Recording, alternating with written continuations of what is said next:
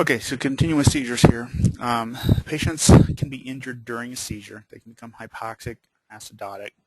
The airway becomes an issue. They talk about people potentially biting their tongue and swallowing their tongue and whatnot, and biting the tongue is pretty common.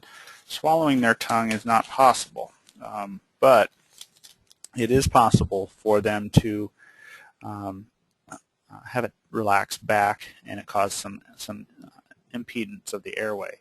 So you might get the snoring, respiration, whatnot. However, you've got the septum underneath your tongue, prevents you from swallowing it. We do not put things in patients' mouths while they are seizing. No fingers, no bite sticks, no jaw screws, anything like that. We may have to do some airway maintenance as soon as they come out of the seizure. We can provide them with some oxygen while they're seizing. While we can do blow-by, well, that's normally a pediatric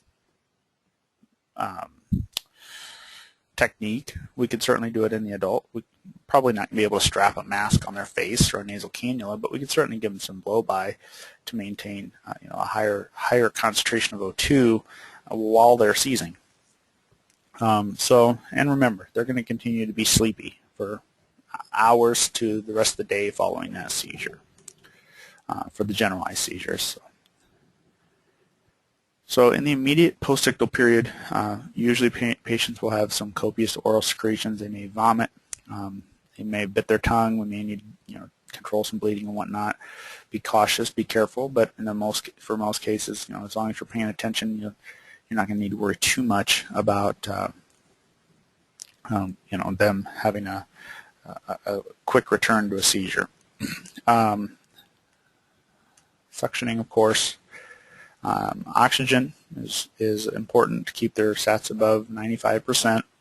Control their bleeding and any other wounds that they might have sustained during their seizure. Get their vital signs and then get a blood glucose. They had an altered mental status, and sometimes hypoglycemia causes a seizure, and then other times seizures cause hypoglycemia. So they kind of go hand in hand.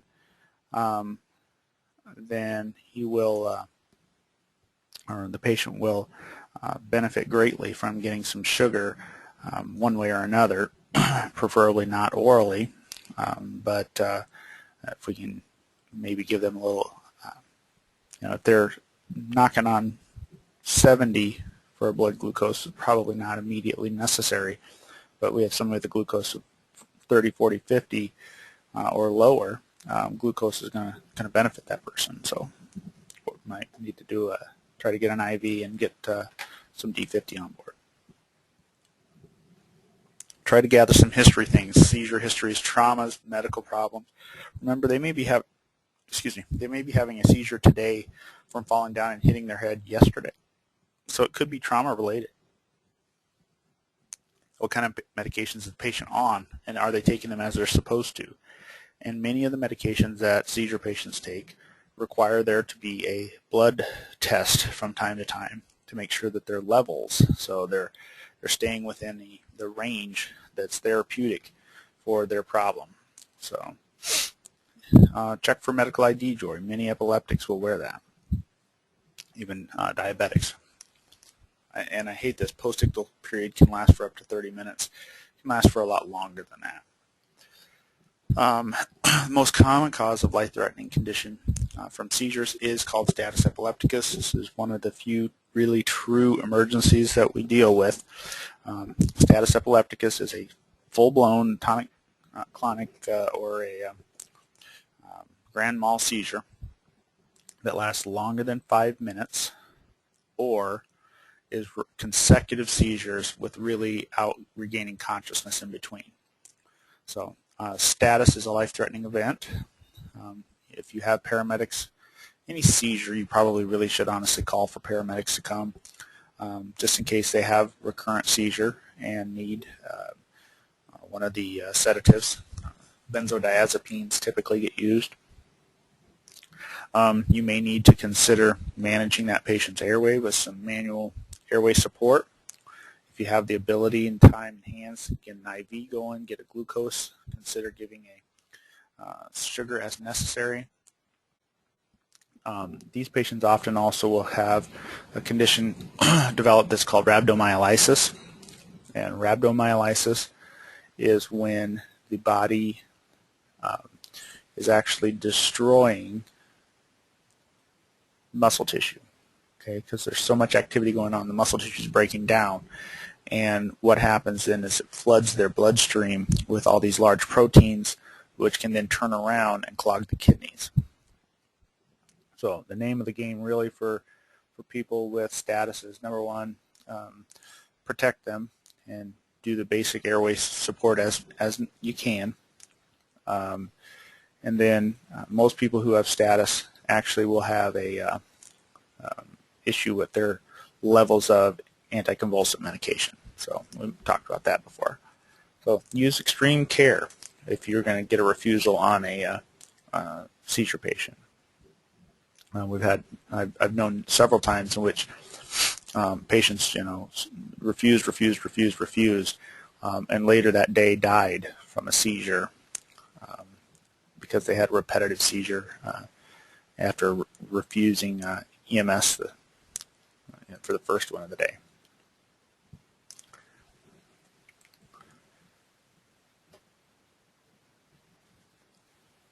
Fluid administration could be beneficial to patients with status.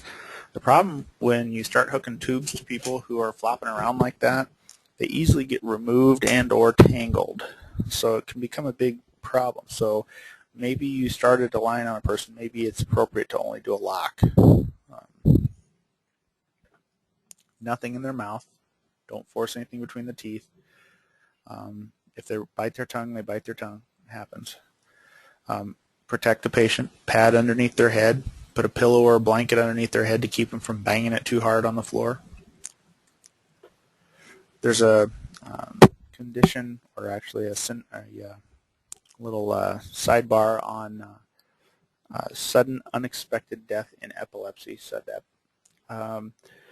So 8 to 70% of the deaths in patients with epilepsy are from repetitive massive seizure activity. May not occur actually though during an actual seizure. It may be afterward, may be unwitnessed, and the autopsy findings are varied. It's another kind of maybe a diagnosis of exclusion. So not a lot known about it yet. I mean, you can see that it really was basically described in 2009.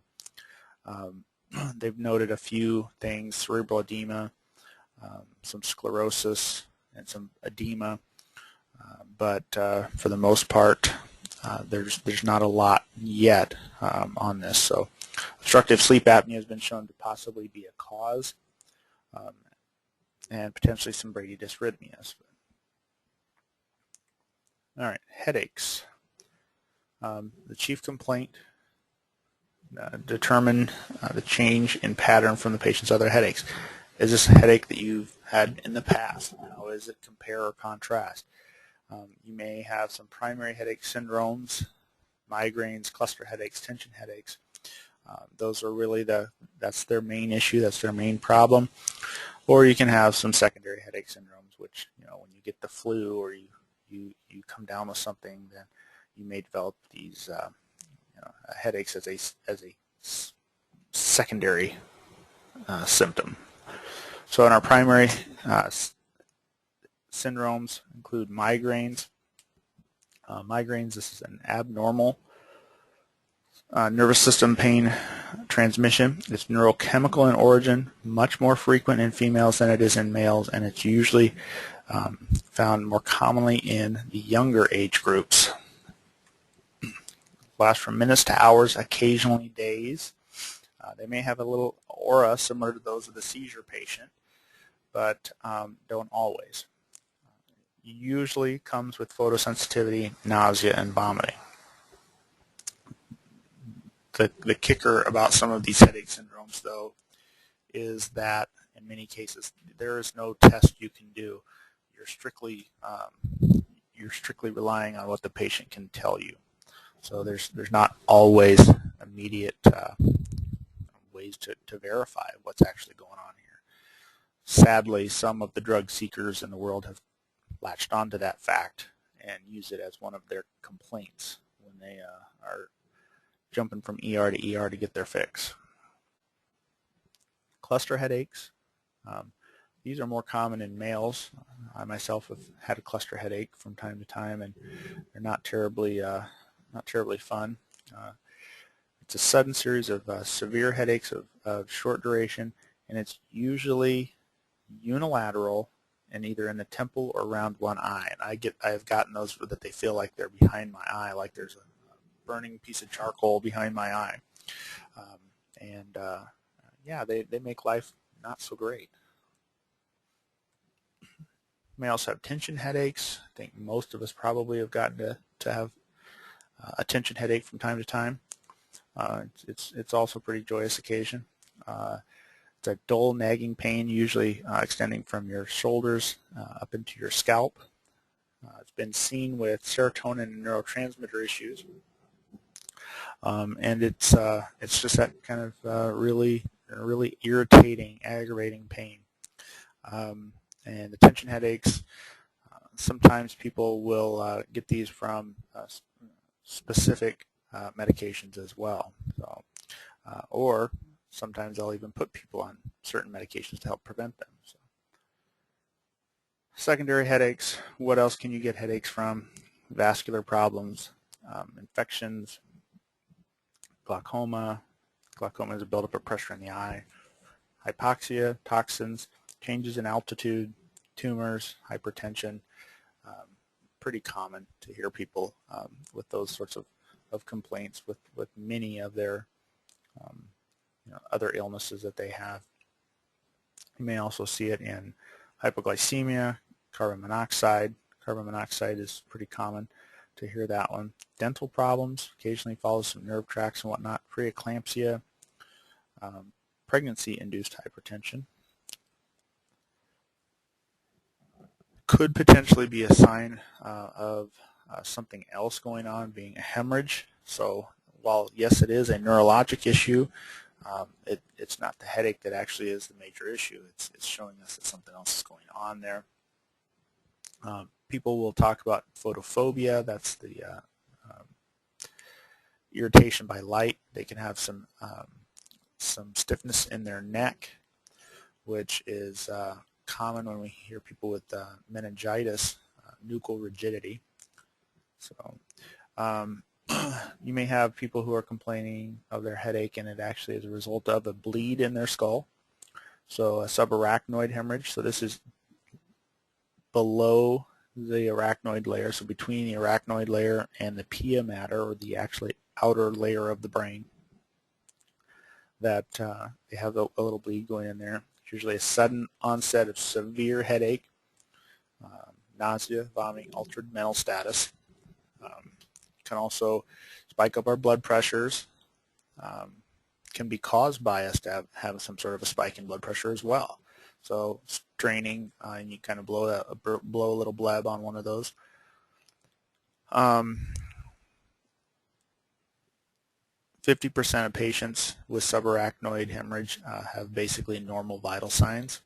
Sometimes people will have a very small subarachnoid bleed and not know it, but it can potentially be fatal.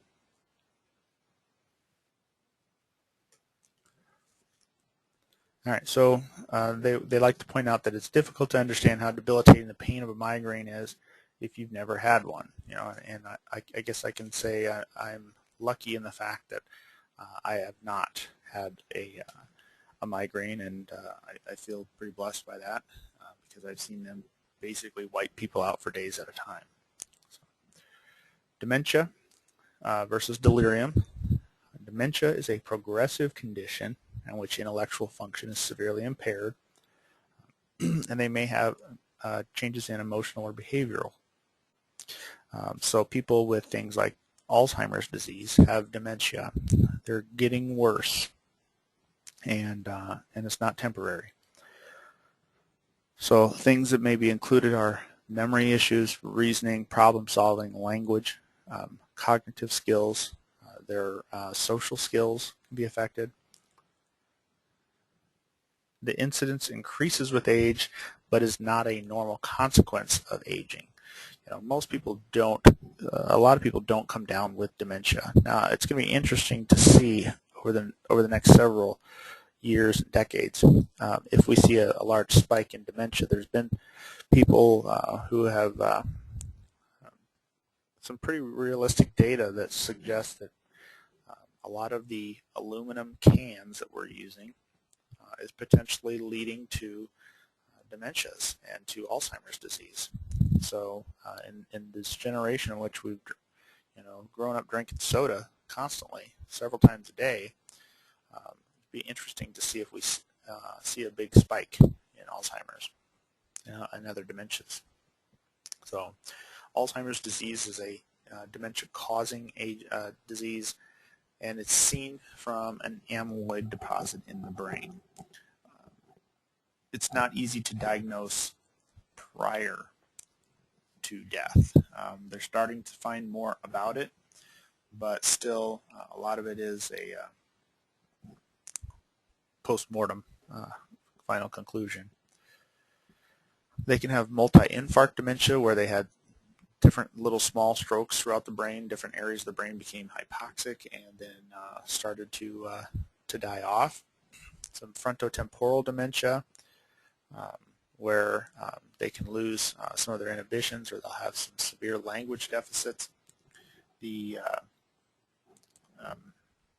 Sometimes you'll see patients who really do a 180-degree swing in their life. There was a patient I can think of offhand that at one point in this person's life, or actually for the greater majority of their life, they were extremely pious person, very religious,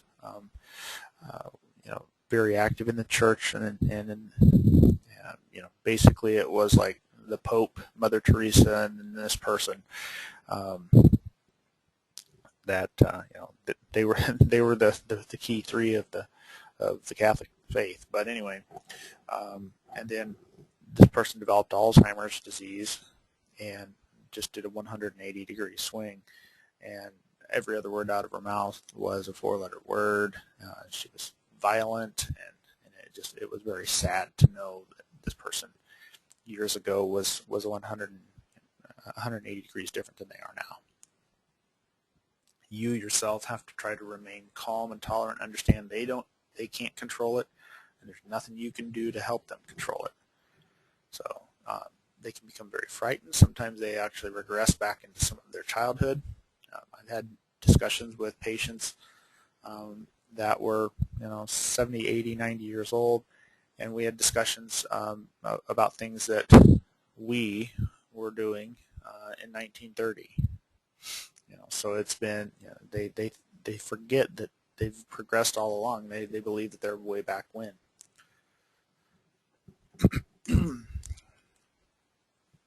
We gotta have to be careful, make sure the patient is not able to injure themselves or others. And we're going to look for things such as a sudden change in their baseline mental status. There's something that also happens from time to time in the Alzheimer's patients and some dementia patients, that they'll get something that's referred to as sundowner syndrome, where they actually function pretty appropriately and pretty normally during the day when the sun is up, but once the sun goes down, it changes the serotonin levels in their body, and it makes them have a complete change in their mental status and in their behaviors. Delirium, on the other hand, this is a state of acute confusion. So somebody who would be under the influence of drugs would have a delirium. So if anybody's ever had some pretty strong painkillers and whatnot, had some bizarre behaviors, you had a drug-induced delirium. Lots of different things potentially can cause that. More prevalent in the elderly population with renal failure or heart failure, where we're throwing off the metabolic system pretty quickly, and then may affect the patient less in the morning and worse in the evening, as their body's kind of been taxed during the day. They can have hallucinations and delusions. Extremely frightening, whether or not this is an elderly patient or a young patient. We know that certain medications, certain drugs, illicit drugs, certainly cause people to have severe, frightening hallucinations. And then try to protect your patient from harm and try to reassure them. Don't play into their game, but try to be reassuring, try to be empathetic. Another something comes up from time to time. This has kind of become big news the last several years. It's excited delirium. Excited delirium is usually seen when we have a person that dies in the custody of law enforcement. It's most commonly associated with high-powered stimulant use, and they want to. They have very agitated and combative behavior, trying to get out of custody, or sometimes they're even so drug-riddled with something like PCP that they're almost unstoppable. So they have these very high pain tolerances in many cases, tachypnea, sweating, usually tachycardia goes along with it, and they have really unusual strength. So their whole body has really been overtaxed with many of these stimulants. So it causes them to not respond as normally as we would expect. So the mini mental state exam, I'll just draw your attention to this. 583 in your text is where you'll see that. It can be used as a tool to screen for dementia. It is not something we're going to do in the field. This is something they most likely will be doing in the hospital. We're not going to screen them for dementia in the field. However, it's something that we can kind of keep in mind. And as you're looking at some of these things, we actually already get the answers to some of them. So it can kind of help us to determine how cognitively impaired they are. So if you take a few of these questions and you throw them into your repertoire, it can be very beneficial and helpful. So there's a higher proportion of elderly patients with cognitive impairment who arrived at the emergency department by ambulance than by other means. So those people who have alteration in mental status are most likely going to come in with us. Vertigo. Vertigo is the subjective sensation of movement when there is none. So it's dizziness, is what it is. So usually also is accompanied with nausea and vomiting. You can have some nystagmus, which is the abnormal kind of shaking of the eyes, and it can be precipitated by sudden movements of the head. In many cases, it's also precipitated by certain medications, particularly people maybe who are coming off of antipsychotic medications may have this. Can be ear problems as well, so inner ear issues. Things that help us maintain our balance are actually found in our middle ear, in which there are middle and inner ear, in which the basically, if you want to think about a whole bunch of little hairs that stand up, and then there's a little weight that stands on those hairs. It's not enough weight to actually make the hairs lay down, but as your body moves, the weight moves. Okay? And as the weight moves, those little hairs detect which way it's moving, and your body then in turn makes its adjustments for that. Well, there are some cases in which those hairs get permanently damaged and it throws off people's balance permanently. And then there's people can have a history of benign paroxysmal positional vertigo, and that is where in certain positions people will suddenly feel dizzy. It really is it's not a life threat, and it's usually very self-limiting. And so for those cases, they may be complaining about another disease process called Meniere's disease. It is a disease of the inner ear that affects balance as well. All right, vertigo is a subjective sensation. We really can't say for sure that they have it, and it's described by the patient as dizziness. Sometimes they may confuse it with lightheadedness, so we want to try to clarify that if possible. say, does it feel like you're spinning or you're moving, or does it just feel like you need to faint? Feeling like you need to faint is actually lightheadedness. So